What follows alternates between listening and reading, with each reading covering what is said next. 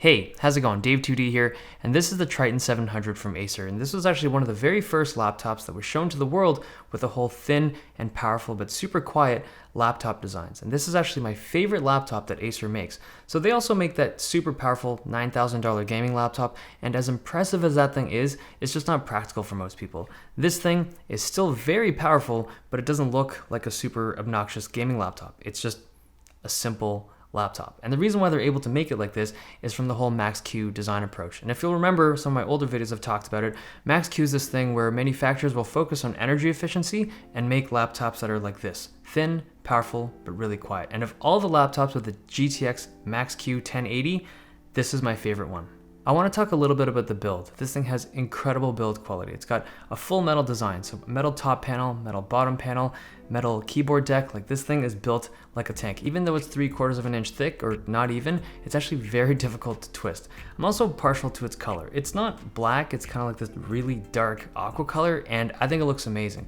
The other thing is there's no red on this laptop at all. There's no red power button or red logo or red exhaust fans. Like, none of that is red. It's a bit of blue and this dark aqua color. It's straight up my alley. There are a good number of ports. There's 2 display outputs, Thunderbolt 3, Ethernet, and 4 USB ports. If you'll notice, one of the USB ports is recessed, and it actually comes with a cap that you can kind of put in and out of it. And I'm not sure, but I think it's for wireless gaming mice and keyboards. So if you have one of those wireless mice with a required dongle, so not a Bluetooth connection, but like a radio connection, you can leave it plugged in all the time, and you don't have to worry about it getting knocked off or damaged or whatever. It's a small detail, but I think it's really cool. If you want to, you can access the internals by removing some screws and then lifting the keyboard off. There are 2 ribbon cables that are connected, so if you want to remove them, you have to be super careful. There's a pair of NVMe drives in there running on RAID 0, and there's 32 gigs of RAM, so that's 2 sticks of 16. It seems unlikely, but if you want to, you can upgrade all of that stuff inside. You can open up this laptop with one hand. The hinge tension is pretty much perfect, and when you do, you get to see one of the most unique keyboard decks you'll ever see in a laptop. Starting up at the top, there's this glass panel, and when the laptop is on, you can see the fan spinning in here. The whole thing is a window. You can kind of peer inside and look at the heat pipes and the other thermal stuff, but the main purpose of this thing is it's actually a trackpad, which is kind of crazy. It's a smooth glass surface, there's no texture, and tracking is good. It's interesting that a trackpad like this that uses a completely unconventional glass surface like this is still able to use Windows precision drivers. So tracking is super accurate without any kind of skipping issues. Gestures also work perfectly on the surface. The button clicks are a little different. Left click is still just single click, right click is a double tap, kind of like a MacBook, but it's the fact that there's no tactile response at all. You're basically tapping on a glass surface, but it works accurately. The click and drag is a little weird. You have to double click something to start dragging it around, and again, it works well and it does accurately detect when you want to start clicking and dragging things around, but it's so different from anything I've used before that it took me a couple days to get used to it. But the reality is, you're gonna have a mouse connected to this thing for most times that you're using it. The keyboard is comfortable, it's close to the edge, like the whole keyboard is shifted down to give the internals some better cooling.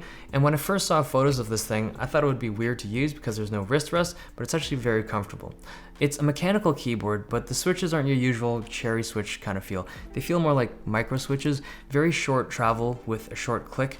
If you're used to a regular mechanical keyboard, like a regular desktop mech, you're not gonna be able to come over to this thing and just type regular speeds. You're gonna have a bit of a learning curve.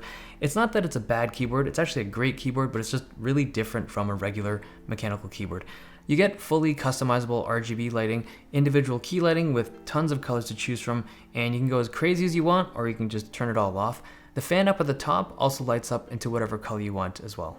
Performance on this laptop is really impressive. It's a Max-Q 1080, Kaby Lake i7, 32 gigs of RAM, and because it's a Max-Q laptop, this thing runs at around 40 decibels when you're playing games. And even the most demanding or the most unoptimized games run really well on this thing.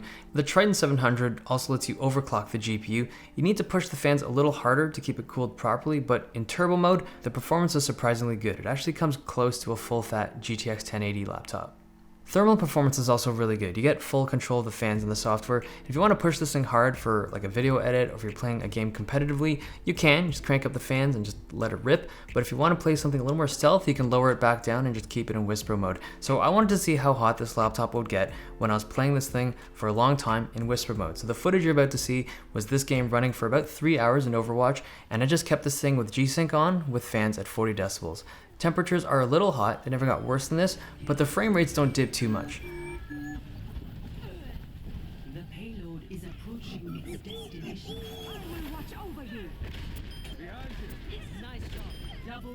The speakers are positioned really well. The stereo separation is on point, they project upwards, one on each side. They're good speakers, they're not excellent, decent clarity, but the bass isn't as strong as I'd like. The screen is really nice. It's a 1080p, 120Hz panel, supports G-Sync, and when you pair it up with a 1080, games run so smooth on this thing. The color gamut and brightness are good as well. And I've said this before in other videos, but when you have a laptop like this with high-end components, you have to put a good quality screen like this in. A lot of laptops are still being made with good components, fast components, but 60Hz screens, and that just kills me. They've done it well, 120Hz panel, G-Sync, Max-Q 1080, it's a great combination. It's an IPS panel, you don't get the super fast response time of TN panels, but with an IPS panel you're getting better looking image quality and viewing angles are better as well. The battery life on this laptop is probably its weakest point. It's a 54 watt-hour battery and I'm only getting around 2 hours of battery life with the screen at 250 nits. Now most people that are picking this up aren't going to be using it for like extended gaming sessions on the road, but if that's what you're looking for, it's not the best option. The Triton 700 is one of the best built laptops I've seen from Acer. Full metal construction with excellent build quality and a nice design. The pricing starts at just under $3,000, but it comes in fully loaded. You're getting a 120Hz G-Sync screen. It's excellent for gaming with good enough color accuracy for content creation. The mechanical keyboard is really clicky and it's comfortable to use, but it doesn't use your normal desktop keyboard switches. You'll need to get used to these. The trackpad is built into the glass window with great tracking accuracy, but clicking is a little bit weird. Inside, the Kaby Lake i7 and the Max-Q 1080 deliver really impressive performance. The fans are quiet, but you can overclock the GPU and adjust the fans to your preference. The RAM and the 2 NVMe drives are replaceable if you need, but Acer loads this thing up with some really fast stuff out of the factory. The battery life is shorter and clocks in at just over a couple of hours. Okay, I think Acer did an amazing job on this thing. It's such a cool device. The design, the build, the performance, the trackpad, everything about it I really, really like. Now it's not for everyone, it's super expensive, that also makes it like unachievable for most people, including myself. Like, this is a review unit, I gotta send it back.